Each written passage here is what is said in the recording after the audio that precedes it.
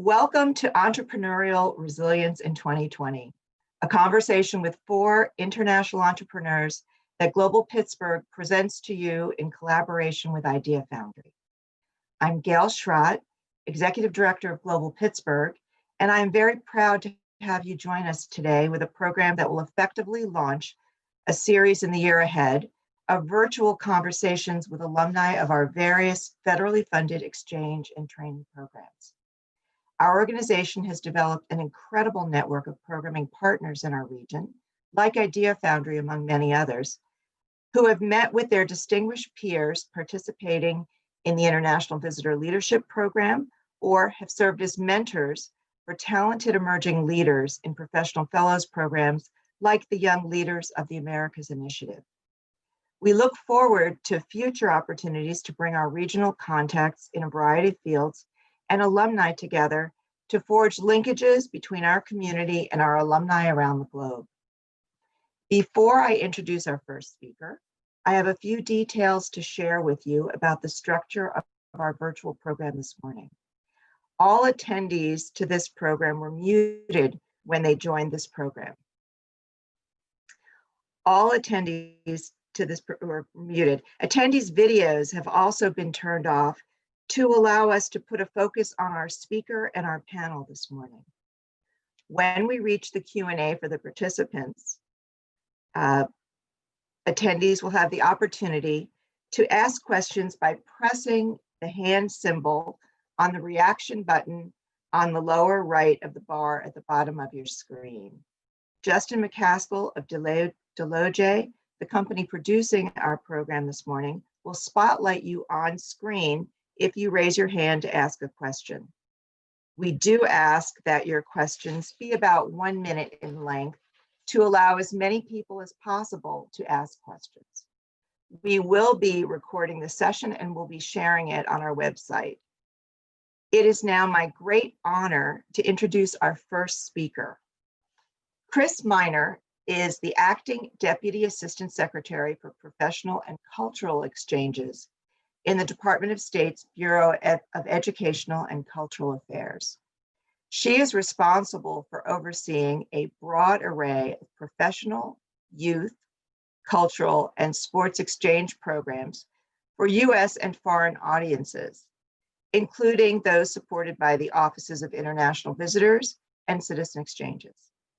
She has held program and management positions within the Bureau of Educational and Cultural Affairs since 1993. Her other positions have included Chief of the Eurasia Division, Office of Citizen Exchanges, where she oversaw the administration of grants in the newly independent states, Central and Eastern Europe and Western Europe, and Deputy Director of the Office of Citizen Exchanges. In 2011, she received the U.S. Department of State's Ilchman Richardson Award in recognition and appreciation for her sustained, outstanding performance, leadership, vision, and integrity in advancing the mission of mutual understanding around the world. Chris graduated from Hollins University, majoring in French and German, and received her MA in French language and literature from the University of Virginia. Please join me in welcoming Acting Deputy Assistant Secretary Chris Miner this morning. Thank you. Good morning, everyone, and good evening, I think, for some, and good afternoon for some too. Thank you, Gail, for that introduction. I'm really excited to welcome you all to Entrepreneurial Resilience in 2020, this special morning component of GlobalPittsburgh's Immigrant Entrepreneurship Celebration, which will take place this evening. I understand that this celebration is an annual event, and while it's unfortunate that the event is not taking place in person this year, the fact that we're gathering today to celebrate using a virtual platform represents the resiliency of our communities. We're together today to celebrate entrepreneurs, both in Pittsburgh and across the globe, and the citizen diplomacy that has connected these entrepreneurs across cultures and created shared understanding and meaningful person-to-person interactions. During the session, 4 U.S. Department of State alumni will speak about entrepreneurial resilience in their respective countries during the COVID-19 pandemic. The U.S. Department of State's Bureau of Educational and Cultural Affairs, or ECA, where I work, is really proud to work closely with organizations like GlobalPittsburgh that share a commitment to building friendly, peaceful relationships between the people of the United States and the people of other countries through exchanges. Exchange programs play a vital role in U.S. diplomacy. We believe that exchanging ideas and building relationships lead to increased global understanding, security, and prosperity. GlobalPittsburgh and the wider Pittsburgh community have supported numerous ECA exchange programs, including the International Visitor Leadership Program and the Young Leaders of the Americas Initiative. Launched in 2015, the Young Leaders of the Americas Initiative, or YLI, as we know it, is the Department of State's flagship program to empower emerging entrepreneurs from the Western Hemisphere to unlock the full economic potential of that region's citizens. YLI fosters prosperity, inclusive development, and democratic values through its annual fellowship programs, an active online network, and ongoing engagement with U.S. embassies in the region. YLI also promotes U.S. business models, increased trade, and job creation. 3 YLI alumni are joining us this morning to participate in this session. I look forward to hearing from Efren Kal of Belize, Rick Valencia of Mexico, and Rahendra Mohes of St. Martin. They'll tell us about their experiences participating in the YLI program, including their time working in Pittsburgh, and the impact of YLI Fellowship on their current endeavors. I also look forward to meeting our 4th panelist, Malika Sharipova, who will travel to Pittsburgh when it's safe to do so, as an Uzbekistan Business Leaders Program finalist. I'd also like to recognize Michael Matusik, the CEO and founder of Idea Foundry, who's our moderator this morning. Mike is a committed supporter of public diplomacy and has served as a host and mentor to U.S. Department of State exchange participants. He's taken part in U.S. outbound programs and created partnerships to connect Pittsburgh to other parts of the world. We greatly appreciate not only Mike's amazing support of ECA exchange programs, but also his committed support and connection with our participants. I'd like to encourage all of the business representatives who are with us today to follow Mike's excellent example and consider hosting an ECA exchange participant. I'd like to mention a few of the things that we're doing at the State Department and in ECA in response to the COVID-19 pandemic. For example, ECA recently launched a bold new civil society initiative. It's called the Community Engagement Program, and it equips emerging civil society leaders with expertise, resources, and skills to support resilient communities around the world. Our Office of International Visitors has successfully transitioned the in-person International Visitor Leadership Program, or IVLP, as so many of us know it, to a virtual model in order to continue to address critical foreign policy objectives. They're working with private sector partners like the GlobalPittsburgh to utilize the latest tools in virtual collaboration and provide leaders with the opportunity to engage face-to-face with their U.S. counterparts without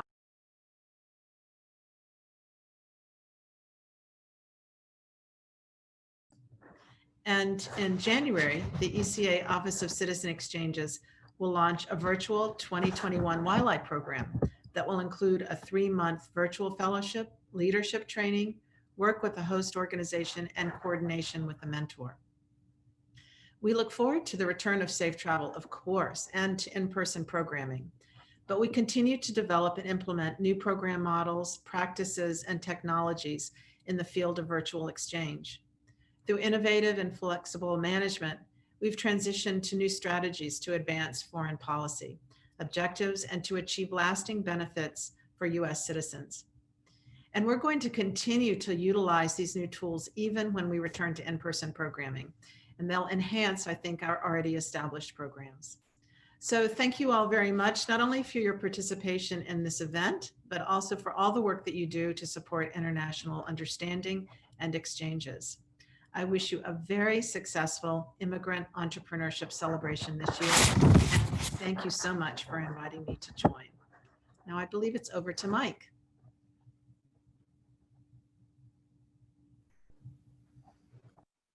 Thanks, Chris. Welcome, everybody.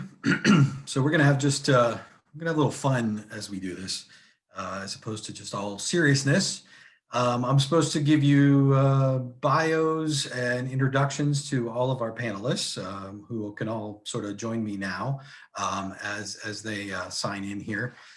I just want to mention just that Chris touched on with respect to citizen diplomacy. I really didn't know what that meant until I started to travel globally a little more than 10 years ago.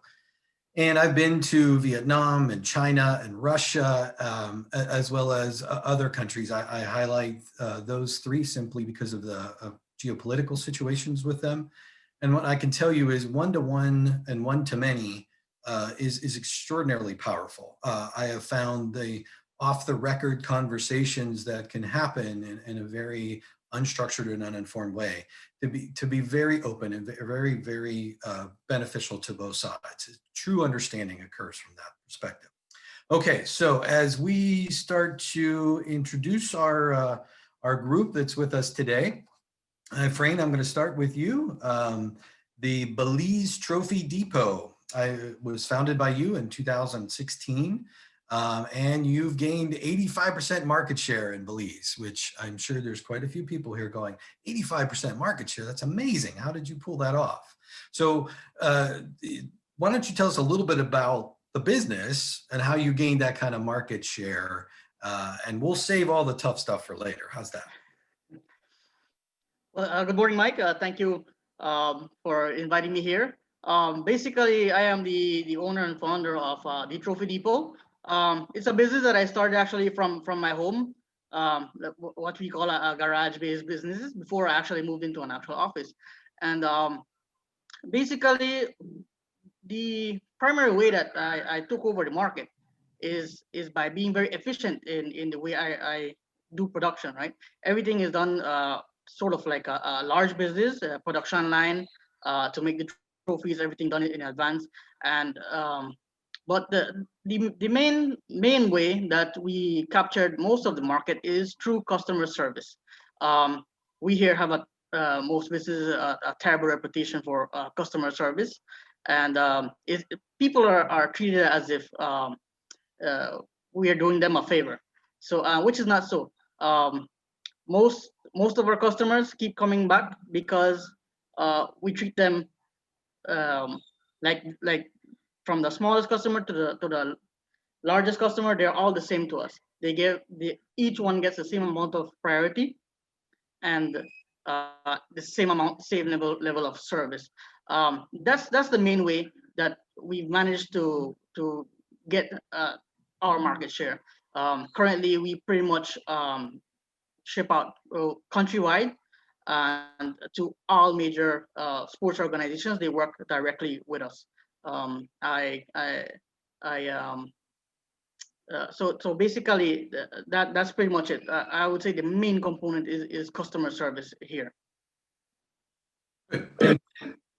And just the we already had a question. Trophies. So do you do trophies for? I know sports events, but how many different types of industries do you serve with the trophies? We're very, very specific, and that's one of the keys as well. We're very, very specific to sporting events. We do some awards, trying to break into the award industry, but we are very, very focused on the sporting events, and that's kind of why we do it better than everybody else. Instead of trying to be everything to everyone, we're everything to just one focused market. So we do it better than everybody else because we're laser focused on the sporting side of it. That's our focus, and that's our market, and that's why we're so good at it. Okay. And many of us would say entrepreneurship can be a sport as well. Commitment and years of training and service. So, all right, thank you. Stand by. We'll come back around for some other questions shortly. Okay, how about Malika? I'm going to try this, Malika. This is a nice long name. Asia Responsible Environment and Corporate Social Responsibility. So right. Correct. Okay. And Malika, I know this is a passion of yours. You've been pursuing this for a number of years. I didn't have the date when it got started, but why don't you tell us a little bit about when it started and how you developed that? I know it's a consultancy, but perhaps Right. describe that a little bit more. Well, the idea, it started like from 2016. Okay. While I was studying in UK at Aston University, where, you know, I was really impressed by how companies, how businesses work and how they're accountable in front of their all stakeholders. And when you buy something in the market, you could rely on its cleanliness, right? In terms of not only the product itself, but overall the production, which unfortunately we didn't have back in Uzbekistan. So businesses are not that accountable in front of their stakeholders. Well, the non-financial sustainability reports are not that famous or popular, let's say. So seeing that and seeing a lot of irresponsible producers in Uzbekistan, I thought, you know, it should be changed. It should be changed, and we have to promote responsible practices, not only in Uzbekistan, but overall in Central Asia. That's why I called it Central Asia Responsible Environment, which stands for CARE. And I really, really hope that responsible practice and accountability of the developed countries, the model, right? We will be able to promote and start all of that activity within our businesses as well. So I actually started the consultancy back in UK, but after the pandemic and after the fact that I couldn't travel over there, so I just closed up the company in UK and decided to open up in Uzbekistan, so that it's easier to manage, and easier to handle and work with the businesses as well. So, and I've been working on it in here. It's been like 2 years. I'm working. It's really, really new thing. You know, when you talk about corporate social responsibility in Uzbekistan, people, well, majority of business, they don't even understand what it is. Yes. We use the word trailblazer for that. You are a trailblazer, which means you have to work twice as hard as other entrepreneurs to teach the market why they need you. Exactly. And actually, they don't even understand the advantages of implementing those strategies, because it's not just about responsibility or accountability. It's about gaining positive image, gaining loyal customers, gaining even investors, attracting investors. Because if we look at the world, we can see that biggest investors are really, really caring about their supply chain, and they would only invest in those companies that they believe in. So if Uzbekistan wants to develop and gain his place in the world market, this is the field that it should be developed within the country. So that's what I'm doing right now, and that's what I'm promoting right now. And I think when we get to Q&A, we're going to go into that topic around your business a little deeper, so everybody understands kind of how this is shaping the world as we move forward. So thank you. All right, stay tuned. Raju, how about you up next? Let's the Global Rent-A-Center, which you started in 2017 in full operation, I understand, in St. Martin. But you, unfortunately, I think are enjoying this cold and snow, because I believe you're in New York right now. Yes, I am. Sitting under a palm tree. So why don't you tell us a little bit about why you're in New York as it relates to your business, but and just give us a little bit more about your business. All right, Mike, thank you. Well, I've been working in the car rental industry for quite some time, almost 13 years now. And prior to opening my company, I've been working with these larger businesses. And generally, I like helping people, you know, especially tourists coming on vacation, to help them with a smooth transition from the flights to the car rental and to their hotel. Okay, just generally making things easy for them. So that's one of my passion, you know, working with people. And I seen I was pretty good at it, and people generally like me in terms of that, and I was doing pretty good. So I decided, I can do this for myself. I can start my own company and get this going. So I formed my company back in 2015 and what, just put it into place. But I started out in 2017, fully operational. And I've been assisting a lot of customers, and they keep coming back all the time. They prefer to deal with me. And apart from the larger companies, I've actually offered a more personal service, which I make the process more simple for the people. When they arrive on the flight, they get the car right at the airport and they can go to the hotel or directly at the hotel. They don't have to go to an office, and the hassle with bags and everything. So it's much simpler. And they like the easy process and it's all good. And they have this personalized, direct contact with me. So any problems, any issue, I'm always available to assist, always available to help. So they generally like this, and I have customers for years that have been renting with me, and they're still making reservations until now. But based on the pandemic here, many of them have had to cancel, so things are not going too well. Very few flights have started traveling back to St. Martin. Not much tourists are keen to travel at the moment. But we're just hoping for things to get better, and see where things go.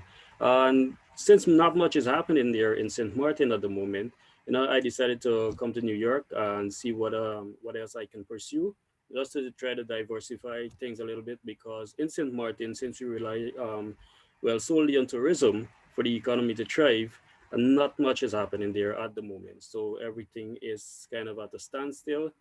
So at least in New York, the wheels are still rolling. And I want to try to see what I can do. Basically looking into the real estate field there, the industry, and pursuing that, seeing what I can do in that area. Currently pursuing a real estate license right now in New York here. So Great.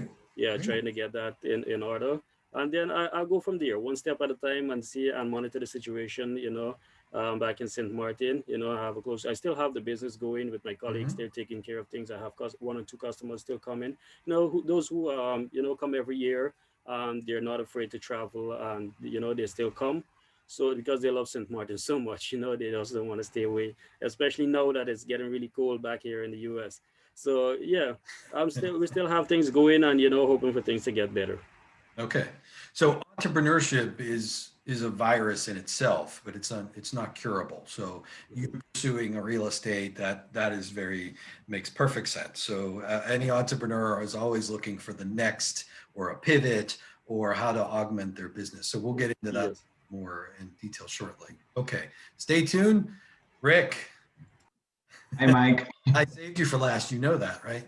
Yeah, I was expecting that. So we hosted Rick, so we could start with that. So of course, I know Rick's business better than anybody else's here today with us. And let's see if I get it right. Adere. Yes, finally. Well, I know that's. I was going to tell everybody that I have it written down the way I think to say it now, because I could not look at it and not say it incorrectly. Which you started in 2016.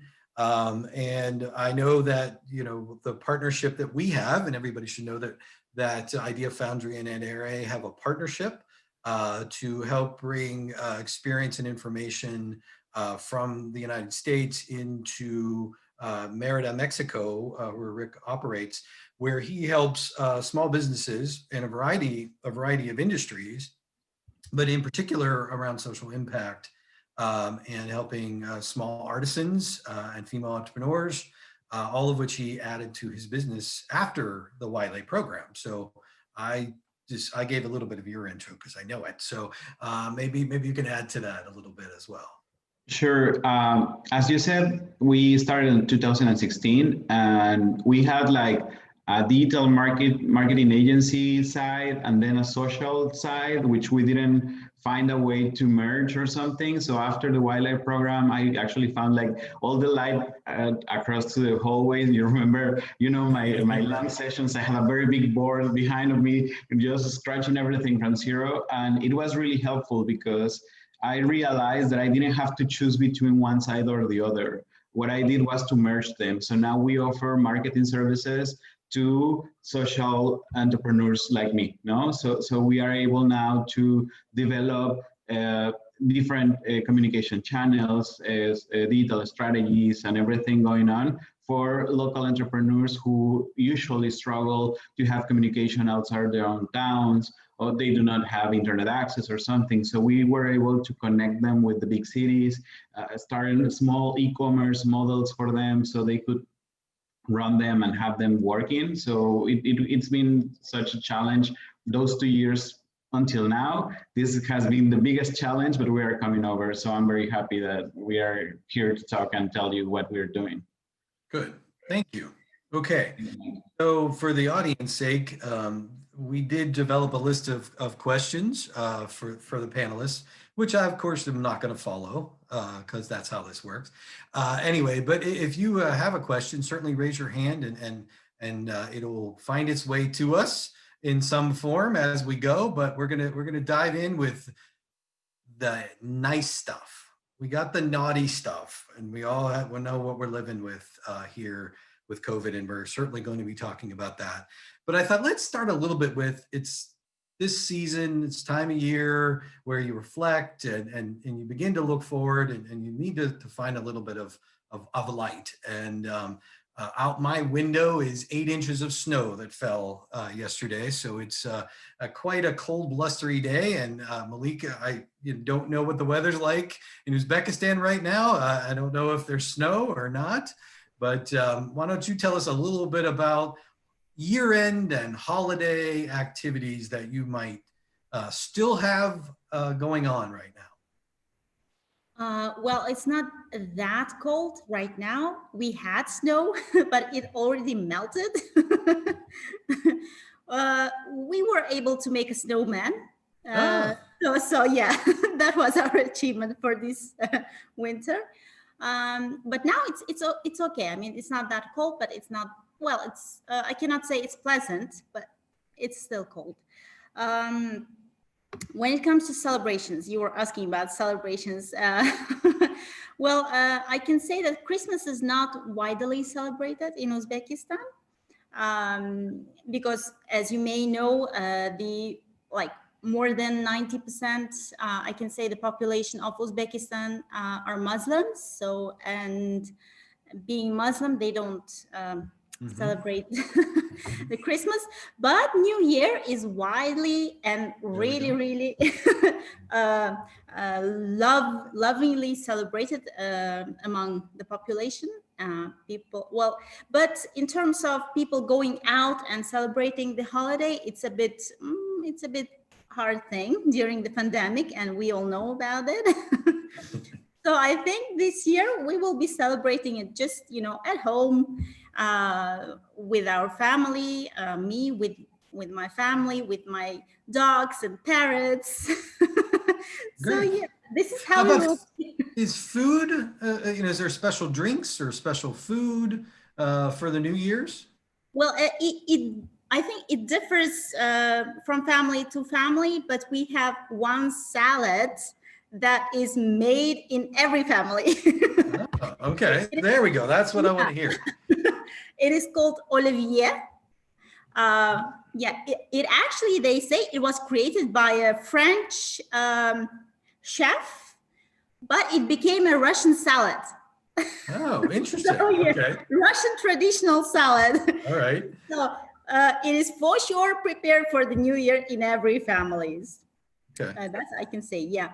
Within my family, I really like the mulled wine. Okay. Yeah, I prepared every time when celebrating the New Year, because it's really nice, enjoying warm mulled wine in front of the fireplace with our dogs again. All right, go back to the salad for 1 second. Is it a cold salad? And what is the principal ingredients? Is it root vegetables or? It's a cold salad, yeah. Okay. So you have to boil the potatoes, carrots, eggs. So you have to boil all of them. And then you cut them in very small cubes. And then you add, again, pickled cucumbers, again, cut in small cubes. Then green peas, Ah, peas and Sometimes, well, some people add meat, boiled meat. Some people add sausages. So it's up to you. Okay. And then at the end, the very bad, unhealthy thing is the mayonnaise. Oh, of course. Got to put it all together with something, right? So, and then you just, mash, not mash, but, mix them together. And that's it. You eat it. That's it. With Good. That green sounds, as well, yeah. But that it's sounds really pretty good. delicious. It's unhealthy, but it's delicious. That's part of this, the end of the year with winter in many countries. It's time to eat comfort food, unhealthy comfort food generally. All right. How about Efrain? How about let me hear a little bit about what you're looking forward to at the end of the year, and if there's celebrations and food and traditions. Yes, definitely. Christmas is something that we do celebrate here. It's one of the biggest holidays, and New Year, Christmas and New Year. Mostly it's spent with family, and the day is spent traveling to different friends' houses, different family members' houses, and eating whatever they cook there. So you spend the entire day eating, basically, on the 24th and the 25th. So you eat all day, all night. So it's gonna be a bit sad for us this year, because by law you can't do that. No social gatherings past 10 people, and Okay. if you can't have the entire family, then we're not gonna meet. So everybody's probably just gonna cook at home. Um, uh, and stay home pretty much. Here is gonna be me and my wife, and that's pretty much it. My brothers, my sisters are not coming over or anything like that. So everybody will be at their own house and stay there. Maybe we're gonna do a video call or something and eat together like that. Yeah, there you go. So, The virtual family dinner, yes. Yeah, but it'll be a virtual family dinner. So that's kind of where we at. We're pretty much taking care, and we know that the vaccine is out, so we're pretty much just gonna wait it out and not take any risk, and you know, um, for fear of losing a family member when Yeah, the vaccine sure. is so close, right? So that's where we're at this point. Yeah. Okay. And Rick, I'm going to come over to you, and I think you might be starting some new traditions this year, perhaps. Yes, actually. In a weird environment, but it's certainly, you might start some new ones. But having been to Merida, what a beautiful, beautiful city. I just absolutely beautiful city. And I'm wondering, how is it decorated? There's lots of lights in the city, and tell me a little bit about what you're going to do. Sure. Yes, actually, like most of the private companies, like the soda companies and the cookie companies and everything, like locally, they sponsor all the main avenues so they can put decorations on them. So that balances a little bit the public expense, and they get some publicity, right? So at the end, it works for everyone, because everyone loves to see, all the streets with lights and trees and Santa Claus and gifts and reindeers and everything. So the city is actually going through a very complicated situation, as everyone, because of the COVID pandemic. However, most of the people is already getting arrangements to have digital like gatherings. My family has been practicing every birthday party with that, so we are ready to have the Christmas dinner on a Zoom session. I'm actually going to Cancun to be with my mother, not to party, just to leave it very clear. So I'll be with her, since she's been almost alone for the whole pandemic. Like she got into her house and said, I'm not going out until I really, really need it. So she has not needed it yet. So I'll visit her to spend Christmas and New Year's with her. It's been like trying to give her whatever she wants to have for dinner. So I'll also spend most of the 24th and the 25th eating, breakfast, dinner, and lunch, preparing stuff for my mother, because it's like a very, very important a family moment, you know. So Yeah. being along from everyone and knowing that we cannot get together, it's been a very big challenge for most of Mexicans. I mean, it's like the biggest moment of the year, as Efrain said. We share that we all want to be together, and if it's not everyone, then we are not gonna be together at all. But it works, you know. We've been preparing for this, and I feel that we are positive that this new year is going to bring some hope and fresh air and everything, at least on a mindset. So I think that's important. That hope piece, keeping that hope alive for the. Yes. All right, Raju, yeah, I saved you for last because you said you're up in New York, but I don't know. Is family with you? Do you have family in New York? Well, Mike, well, this Christmas I'm actually looking forward to it because for many years I wasn't able to spend the Christmas holidays with the family. I'm actually here with my family, parents, sisters, and so on. And because this time of year is usually busy in St. Martin, this is our peak season.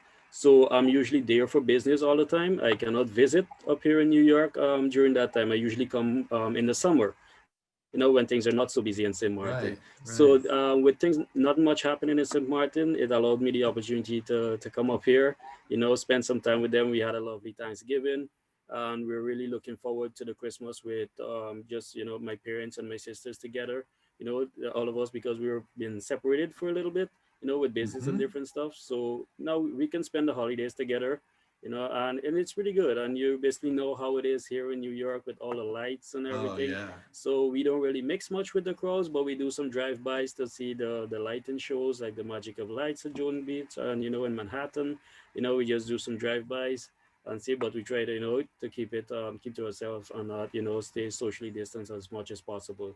Yeah, and I'm really looking forward to this. We're just gonna be at home, just us, since we cannot really have family and friends over as much as we would love to. We just have to do it like this, just like everybody else. So yeah, but we are looking forward to it. There'll be lots of food, of course. It's a thing for us, lots of food everybody cooks, and just eating all the time. So yeah, this is gonna be very good for me. Yeah, I'm Well, looking and forward. I appreciate that very much because there's so much darkness and negativity about what we're all living through with the virus. And one, you all have no matter where you are in the world, you're affected by this. This is a uniter. We're all in this together. Everybody's in the same circumstances as we just heard. And you found a silver lining in that your peak season became your low season.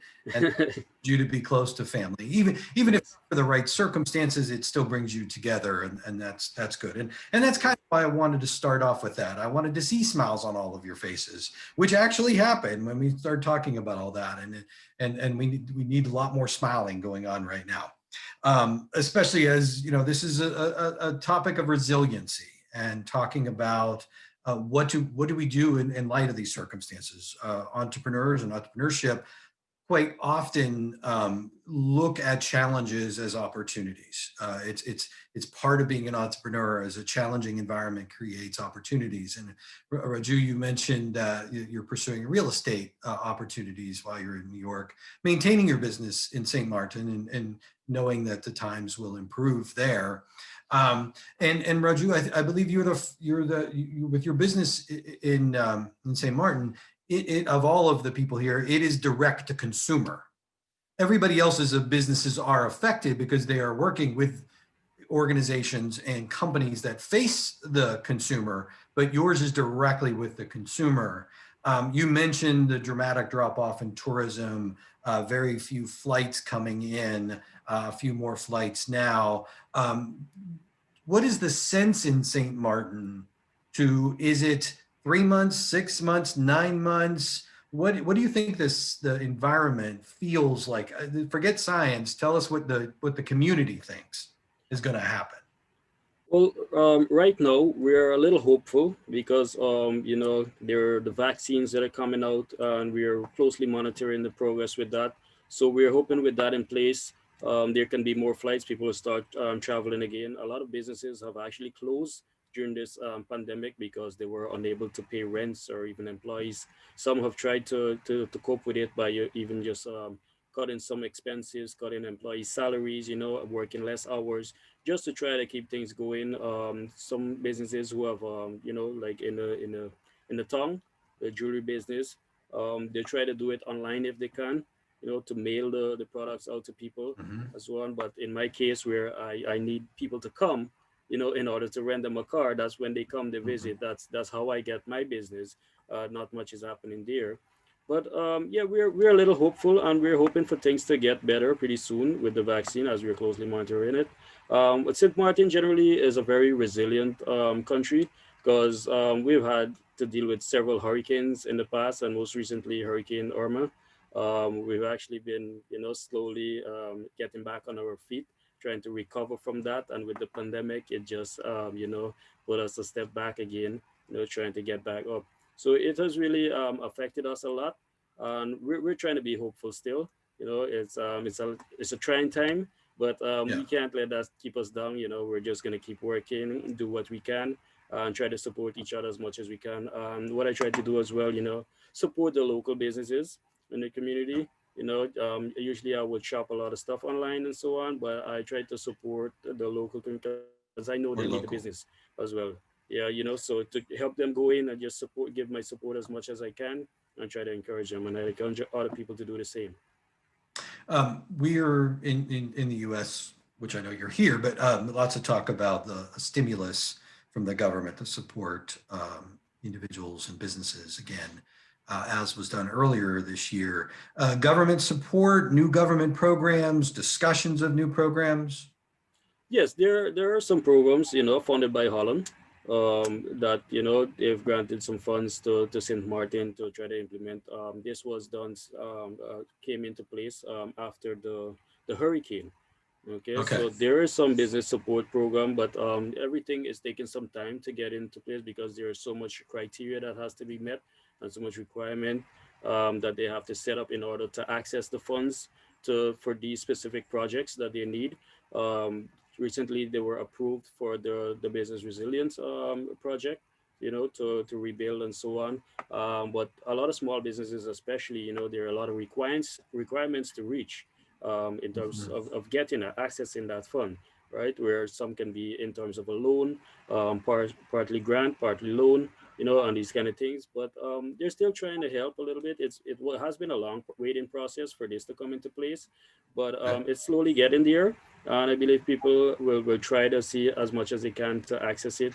And yeah, with one of the foundation's credits, which is also based in Holland. They're facilitating some of these projects and partnering with the local banks in order to get the funds out to the people, to the community, to the entrepreneurs, to help the businesses and so on. Okay, and do you think when this will, I'll ask all of you this too about the government support and government programming. There's no perfect solution, and everybody can debate one way or the other. Do you think the requirements, the paperwork, the performance requirements are too high, too low, just right? How would you assess that?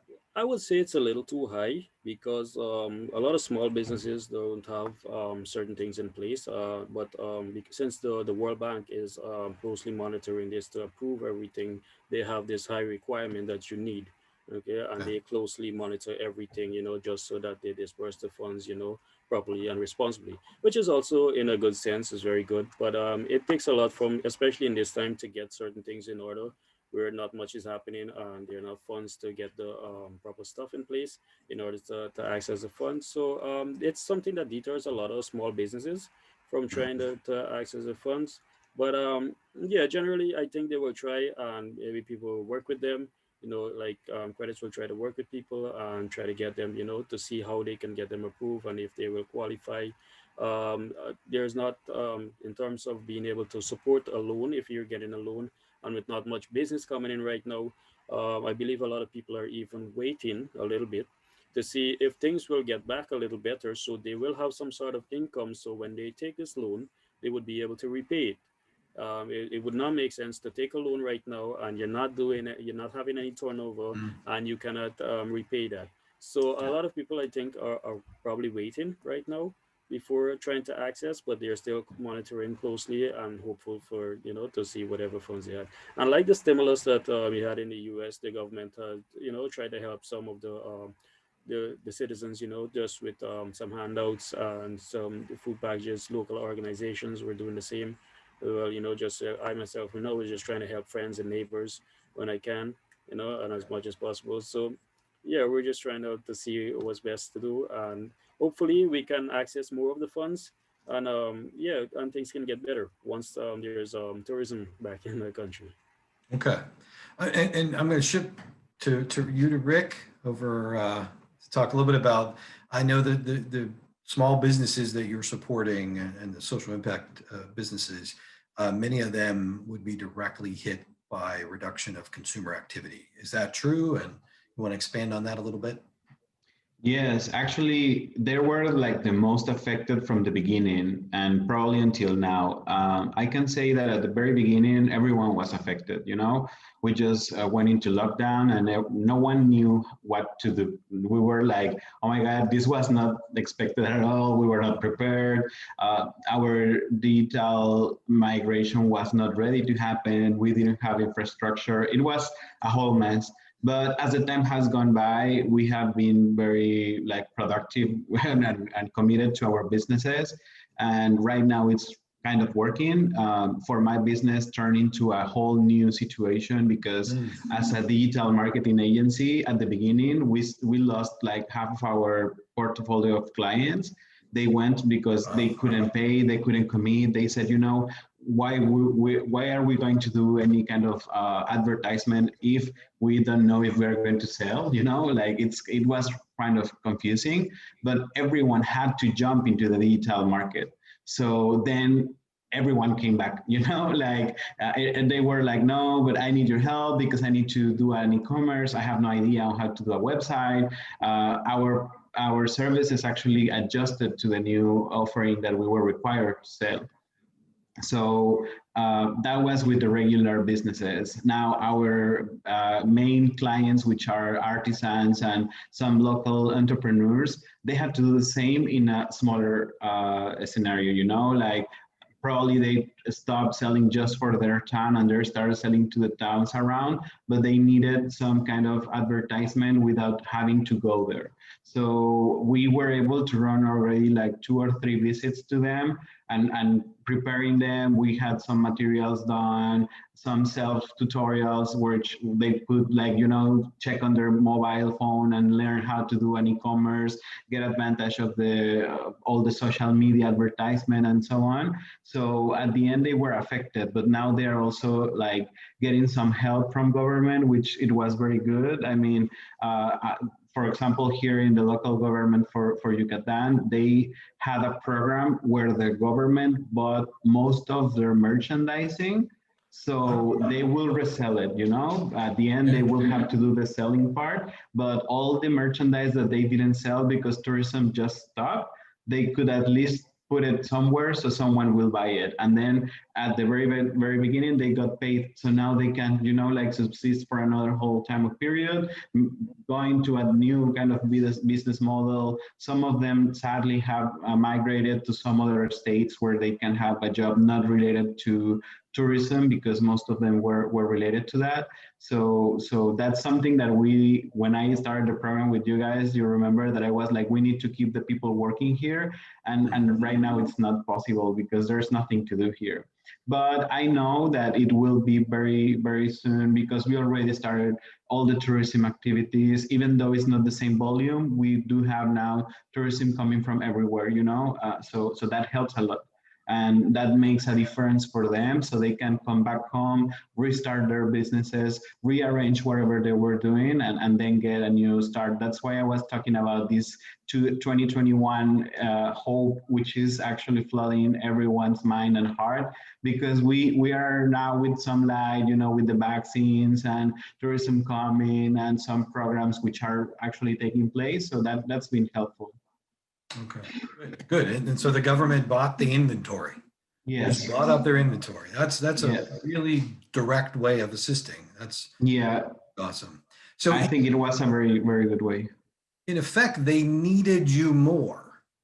Yes. back to life. And do you feel that value from, I mean, because I know your personal passion to help, you have to feel that you are more helpful than you were before. Is that true? Yes, when everything started, I didn't know what to do either. I was like, in such a depression, thinking like, oh my God, what am I gonna do?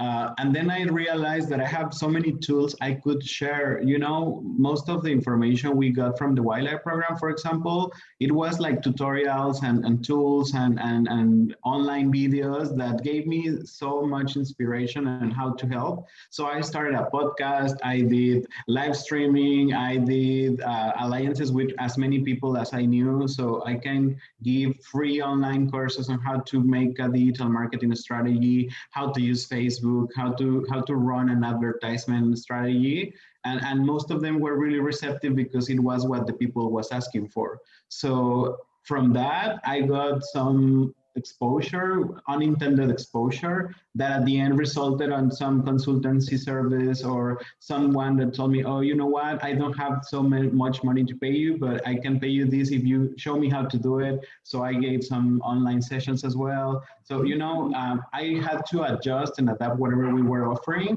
but at the end I felt really helpful. So even though it was not like going to make me a millionaire or something, as any entrepreneur wants to have the 1 million check in the first year and all that stuff, at least I felt that I was being helpful. I didn't have to go to a hospital to help. I could help some other people to restore their business health. So that made me very, very happy because I felt useful. And then I came back to order and now have a lot of work. So I'm very happy with that. Well, and so this to you, but to in effect to all of you to a certain extent, one of the questions that came in from the audience today was understanding what you think are the best platforms for advertising right now: online, traditional, a combination. Is there something different now than there was pre-COVID, or is it the same? And what would you recommend is the key platform for advertising?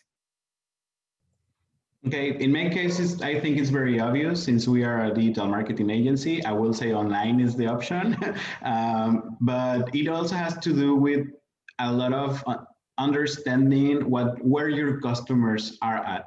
So if your customers are not going outside, they will not buy a magazine, they will not buy a newspaper, they will not see an announcement. So probably they are hooked on their phones, on their computers, on their social media because of work, because of school, because of all their daily happening right now on the digital side. So I think digital advertisement is the most like the top option for that. Okay, thank you. Efrain, how about with you? I mean, we talk about the resilience piece, but let's start first with, are you marketing the same as you were pre-COVID, and are you marketing differently? Definitely, we're pretty much using the same tool, which is Facebook for the most part. Um, uh, Most of our customers are on Facebook, whether they be a business customer or there be some a walk-in. Everybody uses Facebook here in Belize. It's very widespread. So that's our main focus on advertising. There's also Instagram, but mostly Facebook. That's Okay. where, and it's mostly online. We don't do newspapers or anything like that. It's pretty much ineffective um, to do any print media or anything like that here in Belize to advertise. Okay, good. Well, in the United States, there's certainly debates about youth sports and continuing with youth sports versus setting everybody aside and shutting seasons down. We won't talk about professional sports. That's a very passionate debate. But how about for you? Did COVID change the demand for trophies because of sports changes? Well, basically, it was by law that it changed. There's no social gatherings allowed, so that automatically eliminates all sports. So no sports Okay. are being allowed to play. So Shut them down. if no one is playing any sports, then no one is buying, and even if it's professional or just casual playing, it's not allowed. So that's pretty much where it is right now. It's they pretty much shut that off for the entire country. There's no sports playing, even if it's a professional organization. They're not allowed to have any functions. And how did that affect your business? I'm assuming it would. Yes, definitely. We're pretty much closed at the moment and waiting for something else to open. Um, we do get a little bit of sales from corporate awards that we've kind of been pushing a little bit, but it's not as much as the trophies is. Okay, and so for you from a personal perspective in Belize, obviously there's tourism. What other regional sort of, how does it feel? What's the environment like there? And is the government doing anything to help? Yes, definitely. Our economy is about 30 to 40% tourism, so it has taken a big hit, causing a little bit of a recession. But they do have certain stimulus, as you would say, especially in the tourism section. They're trying to get the hotels and the restaurants and so forth to what they call a gold standard, where pretty much everybody can feel safe from the virus. Any tourist can come and feel safe. So they've made a little bit modifications and providing financing to those hotels and restaurants and so forth, so that they can make an adjustment and have all the tourists feel safer. The airports are back open for tourism. When it comes to the people directly, there is a sort of a stimulus package for them, that they get some money every other week, especially those who were tour guides before and were directly affected by the lockdown decision to close the borders in the beginning. So it's not a lot, but it does help to keep people afloat, at least until they can get back to work. Okay. And do you think is there a sense of hope and a sense of optimism for 2020 in Belize as well? I think so. I think everybody is a bit down because of the virus, but we can see the hope, because we follow the news and we see the vaccines already out. They're already started with the distribution, and so it's just a matter of waiting a little bit more. I mean, we've waited so long already, so it's just a little bit more time to get the vaccine here and distribute it, and we can get back to normal as is. I'm pretty sure that tourism will pick back up.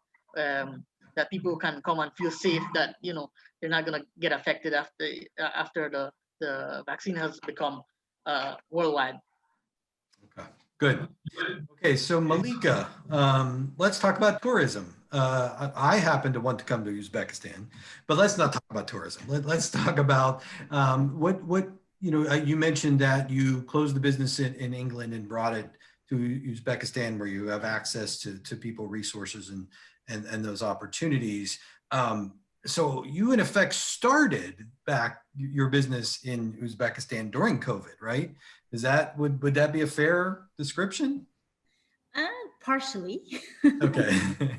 Well, so I'd be very curious how we know that in looking at corporate social responsibility, environmental improvement, those are topics that take depth. They take a level of engagement for people to really go, yes, I'm interested. No, I'm not.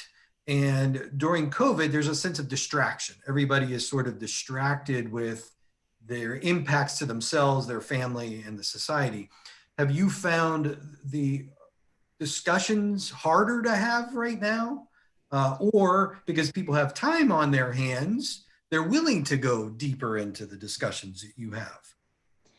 I can say that, as I am the consultancy company, of course, COVID and this quarantine and pandemic thing affected my company as well, because we are closely linked to other businesses, right? And during the pandemic, they had already financial hardships. And when you talk about CSR, they tend to look at the CSR expenditures, something as unnecessary, like something redundant or not vital.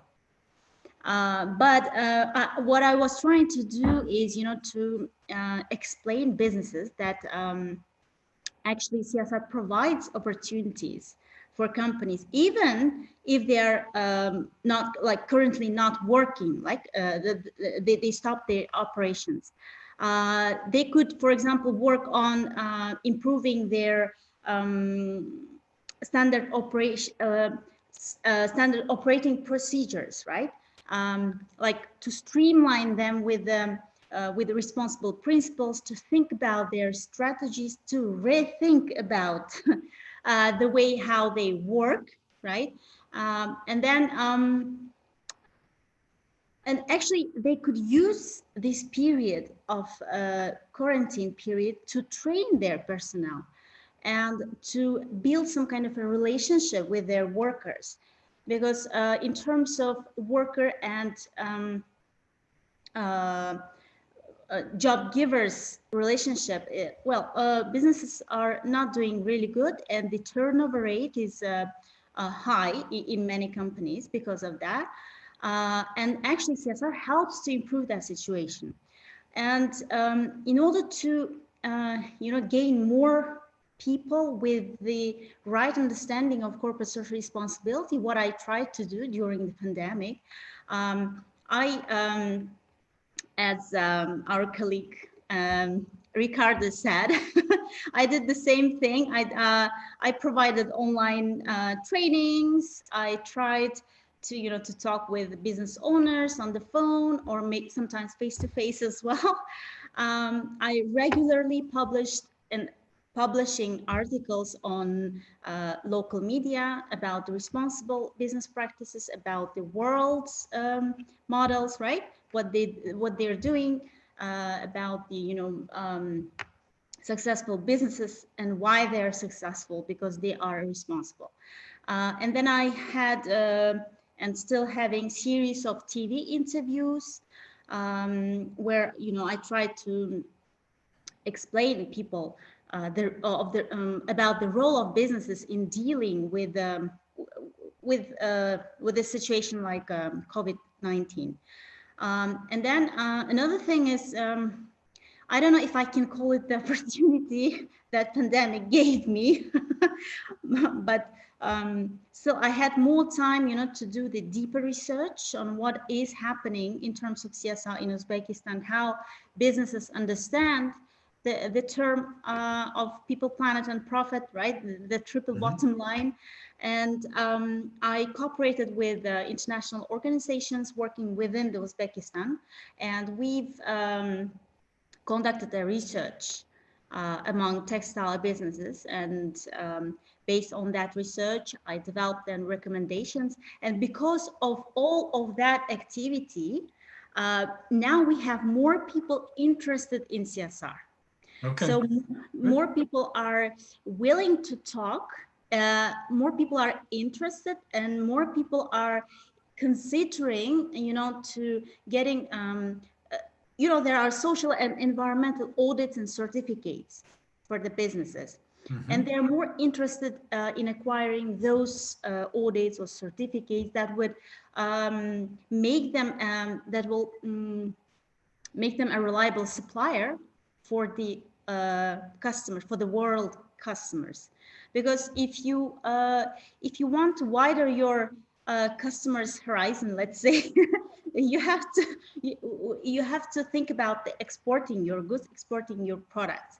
But in order to be able to export your products, then, for example, to Europe or to America, to US, you have to meet their requirements, you have to meet their demands, because what they do in Europe and in other developed countries like US, they really, really care about their supply chain responsibility. Maybe you've heard about Uzbekistan had a bad reputation so far, linked to cotton production. Maybe you've heard about it. And no. You haven't? No, actually I haven't.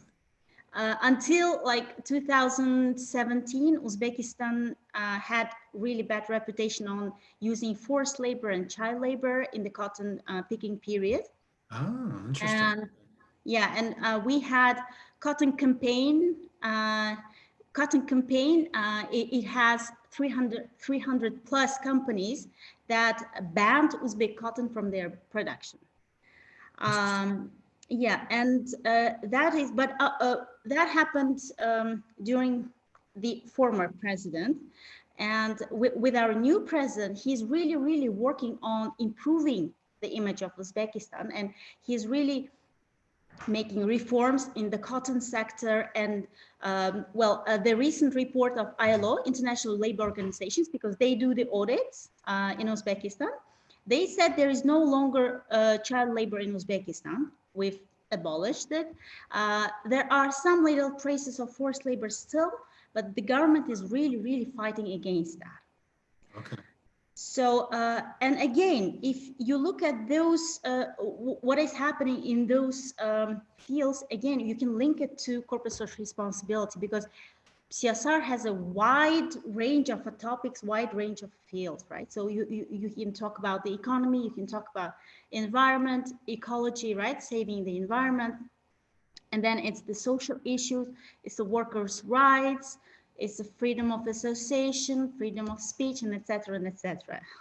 I'm talking. We believe that corporate social responsibility should be a phrase that disappears, because it should be just business. It should be yeah. the way you operate. So we work in our impact investment and social impact related programming to eliminate the need for CSR, because that's just part of the way we operate. That's part of capitalism, as opposed to pushing yourself to change capitalism to incorporate it. We think that's the way it should always be done. Don't create a CSR program, embed it into the company completely. Exactly.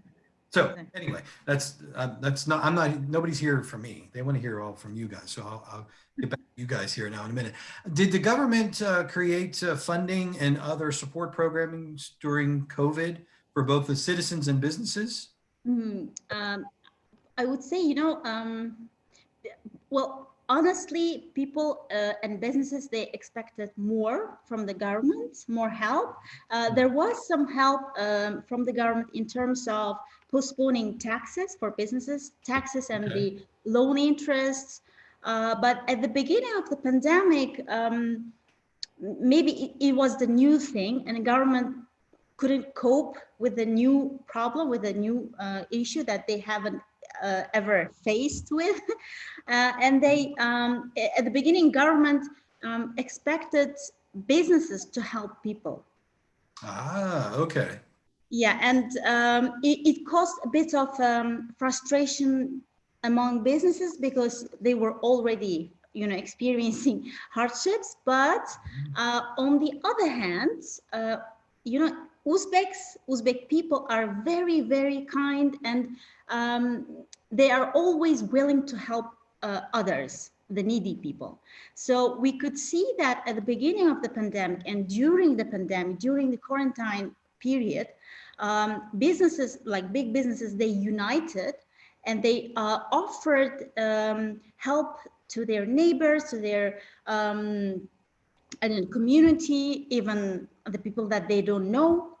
They gathered all the help, like the main things like oil, flour, sugar, and etc. And the basic things, basic ingredients. They made a box, and then they just delivered to the needy people. Okay. Yeah, and not to make this any sort of political question. It's not intended to be.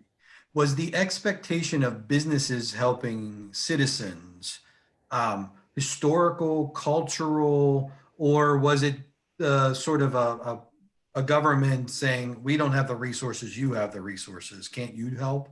How did that expectation, where did that originate? That businesses would be the responsible parties? Well, it doesn't have any origin, actually. It's a new thing, as I said, because so far, when you look at the history, as we were, part of the USSR, the government was only responsible body to care about their citizens.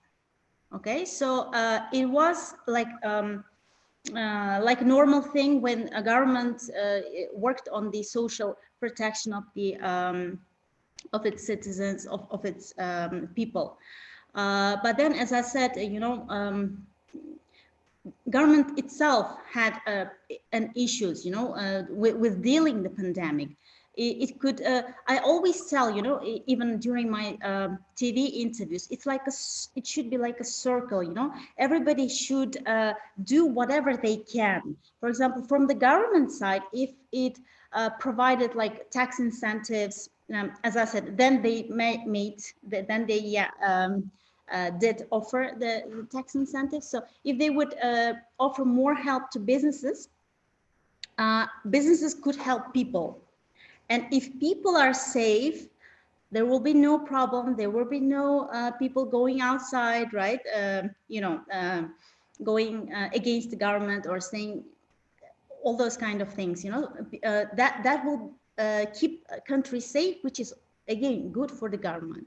So it should be like a circle. Everybody should do whatever they can to help each other. Only in that case you can you can get out of the crisis and dealing with the problems during the crisis. And actually, I think the pandemic became kind of a blessing in disguise, if I can say that. Yeah. Because it kind of created an environment which gave people, the opportunity for the freedom of speech. For example, if we look at the media, before the pandemic, media kind of restrained from criticizing the governmental strategy or the authorities, right? It was a bit restrained. But during the pandemic, what we what we saw, they started talking more openly about the problems, and it was not just criticizing, it's even challenging government, the government authorities, who actually acted as censors for them. I can tell about like recent thing that happened. We have one online media which is really popular among people, and they wrote an article about the recent problems, and they heavily criticized the government because it was not providing electricity and gas for the population during winter times, and people were really experiencing really hardships, especially in the regions without gas, without electricity, and you can imagine how cold it is in there, and then the agency which is actually in charge of, let's say, controlling the media, they sent a letter saying that they have to delete that article. Wow.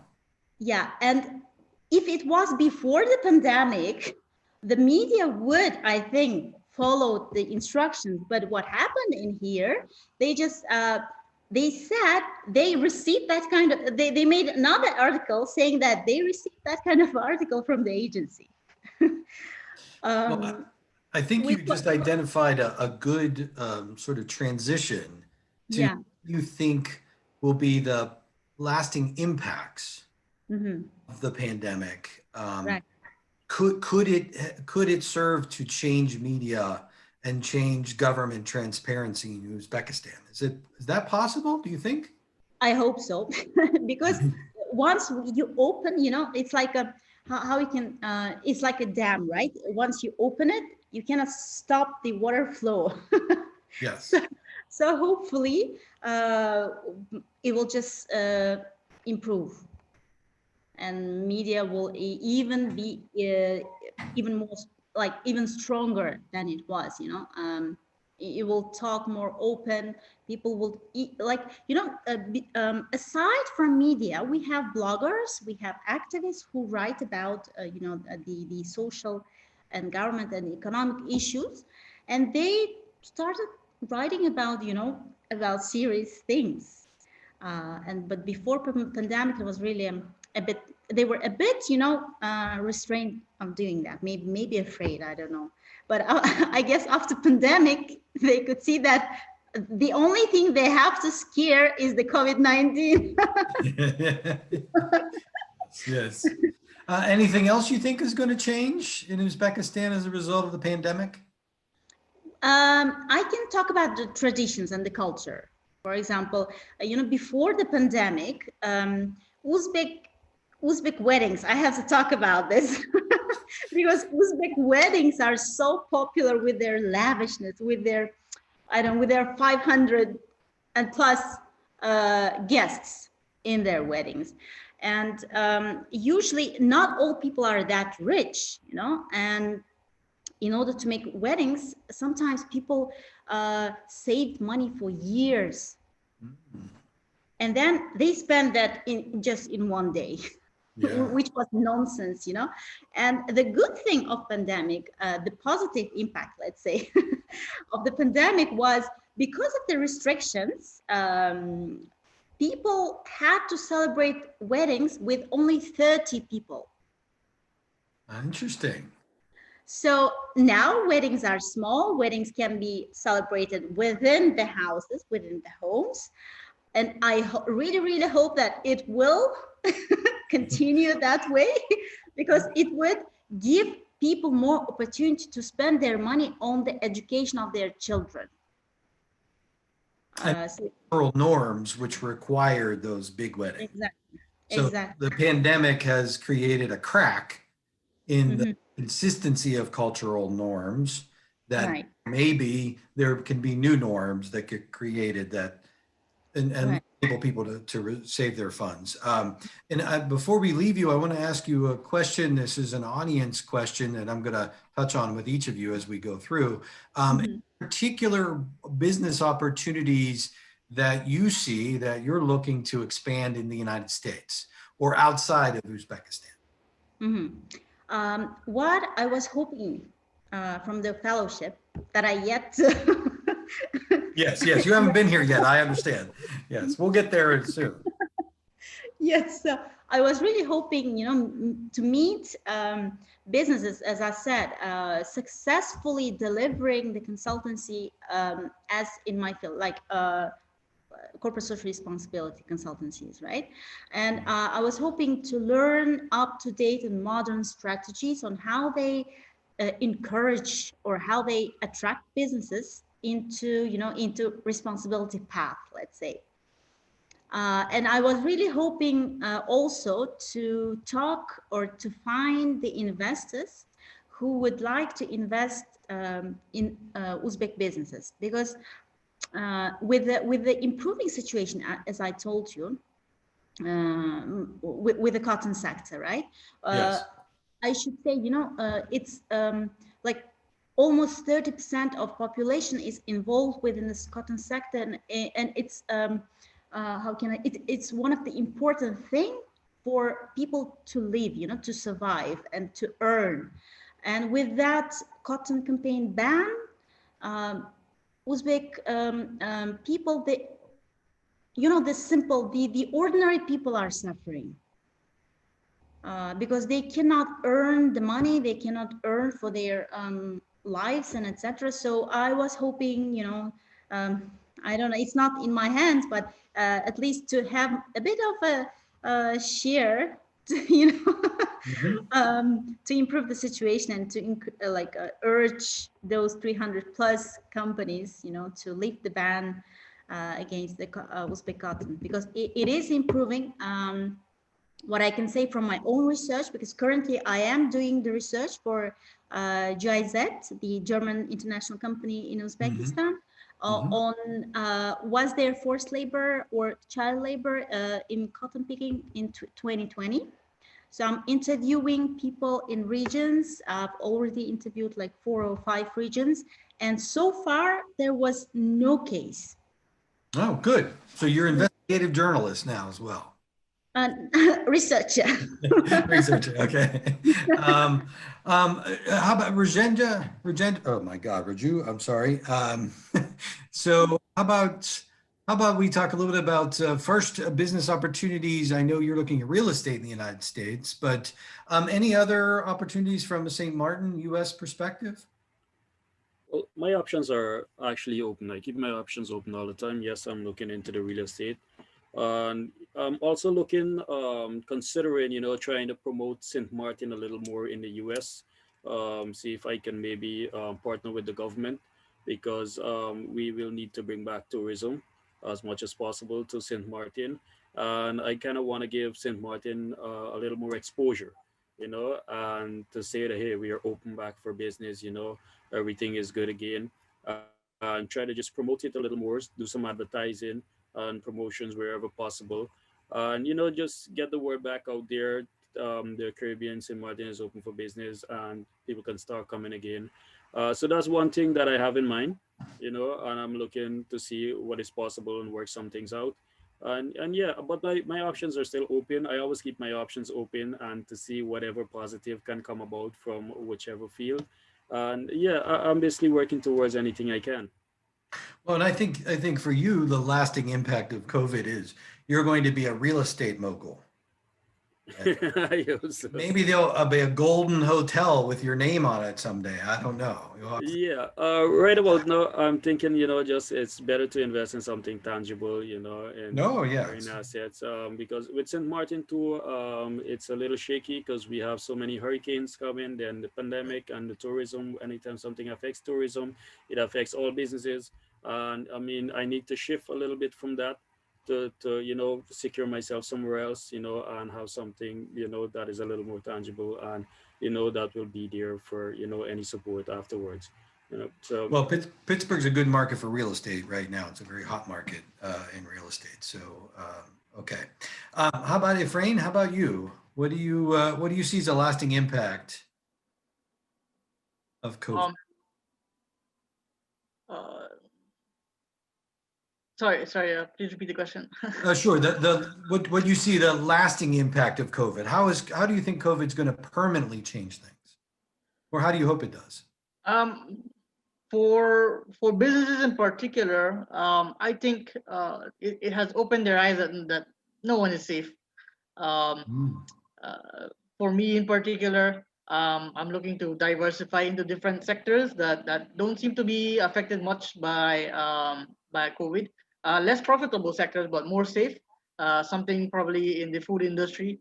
Um, in Belize, there's an opportunity to do food processing. We Everything is pretty much fresh. So nothing is processed, nothing is scanned, nothing is packaged, or nothing like that. So there's an opportunity there. The construction industry is still booming.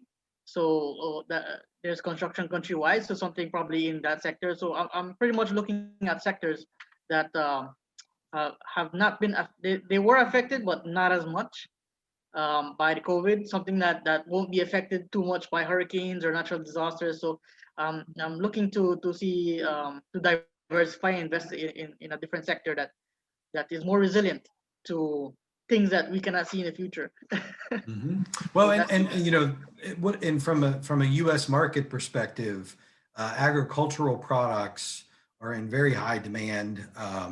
The consumer in the United States is willing to pay a premium for fresh, for local, for non-processed products. So, certainly you may have some export opportunities there. Any other U.S. based opportunities or opportunities that would tie to the U.S. for you?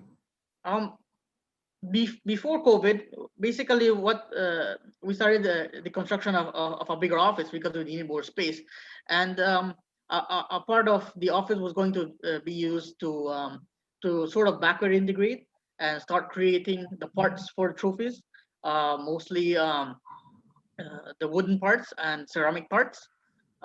Where we were going to open up a woodworking shop to create the bases, and the ceramic shop to do the figurines, the personalized figurines that are given out as individual awards for MVPs. Um, uh, those were items that I was hoping that once in production I could export to the US. So especially the bases and so forth, because the bases that we get from the US are basically compressed wood, and we do have a lot of access to hardwood here in Belize, and it's pretty much a much higher quality for the same price. That probably something that I was looking forward to probably trying to export that.